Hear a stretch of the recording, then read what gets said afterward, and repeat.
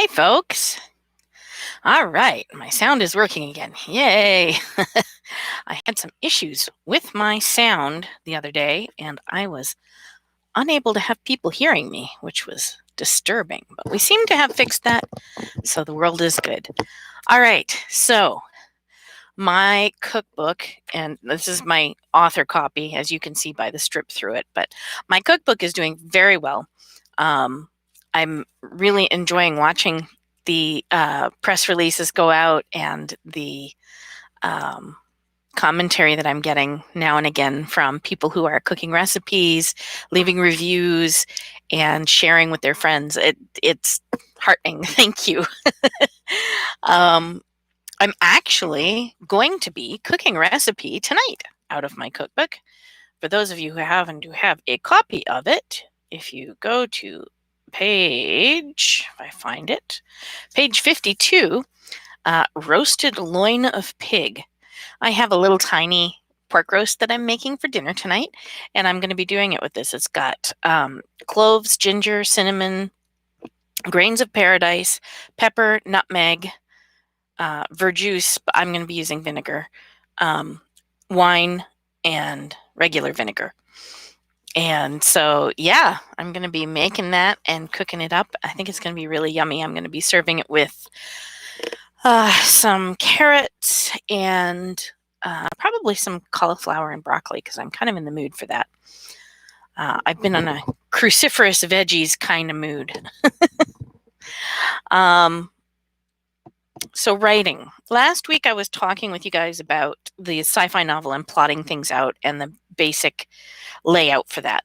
And one of the things that I thought I would share about is the idea of working with another author. So I'm working with another author on the sci-fi novel that I'm writing at the moment, or about to start writing. I have not officially started writing it yet.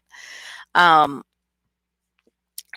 so just sitting down and word vomiting the way I normally do doesn't work because I have to share this with someone else. And so what I am doing is I've used the Beat the Cat beat sheets, and I have set up a lovely sort of timeline of all of the things that are going to happen in the book. Nothing is written in stone. This is not meant to limit me, but to give me direction in my writing, and in my partner's writing. And so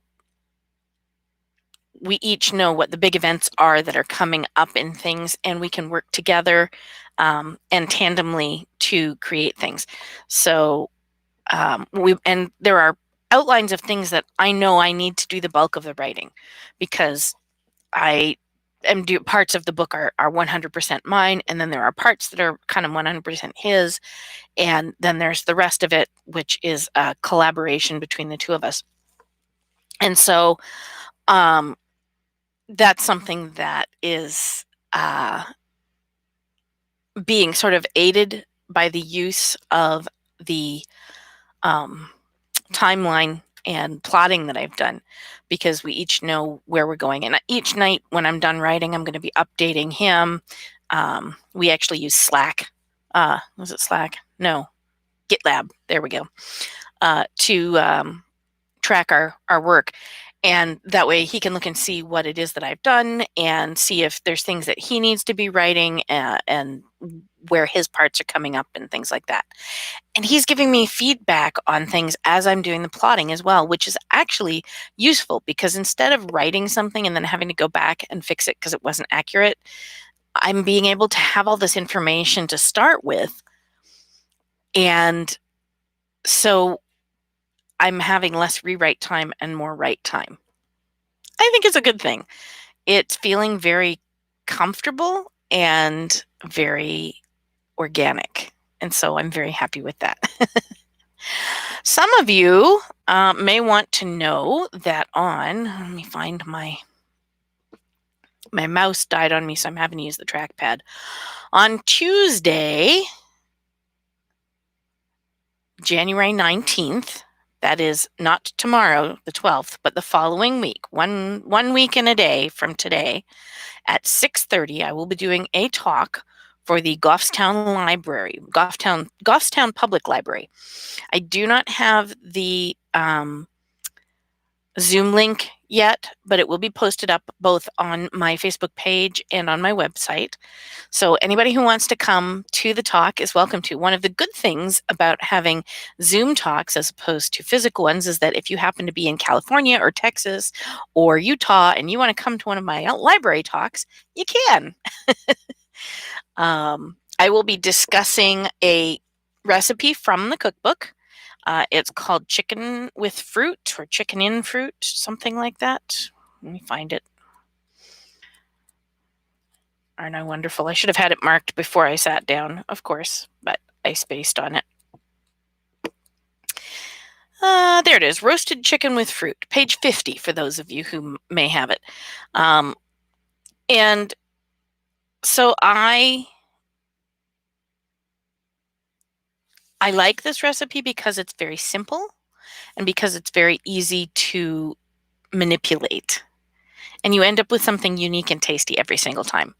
So I'm going to be talking about that, and I'm going to be dressed up because why not? I want to get dressed up and have fun.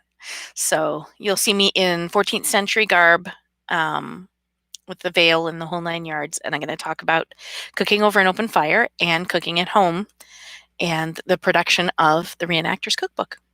So if you would like to join me, just keep an eye out on my social media, and I will post about that.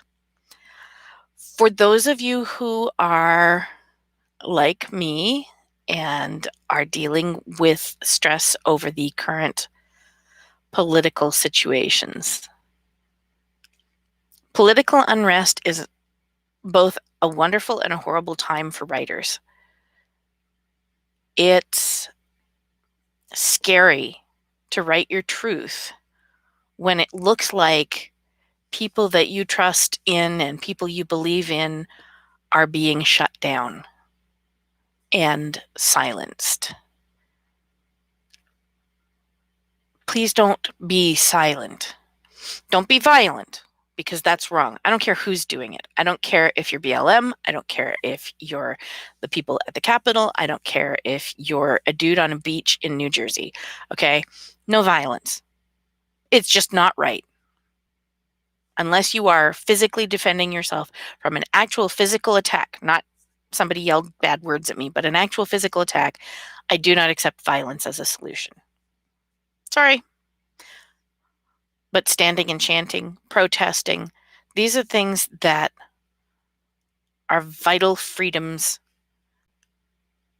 that are guaranteed to us in our Constitution. It doesn't say that only the left gets those freedoms. It doesn't say only the right gets those freedoms. All of us do. Every single citizen. And we need to stop denying people their right to talk and write and share and work through their things. Sometimes what people write isn't pretty. Sometimes it's painful. I want you to think when Luther nailed his treatise on the church doors, or Martin Luther. Yeah, there we go. Back in the 1700s. I'm pretty sure that wasn't a comfortable thing for him to be doing. And I'm pretty sure that the persecution he received at the hands of the authorities was not a comfortable thing. But he did what he had to do. He wrote. And so all of you, keep writing. And don't diss somebody because they're writing. Offer to help them if they're having trouble with grammar and spelling and you can help them with it. Offer to help them by standing by them, by protecting them, by shielding them, by offering them advice. But don't interfere.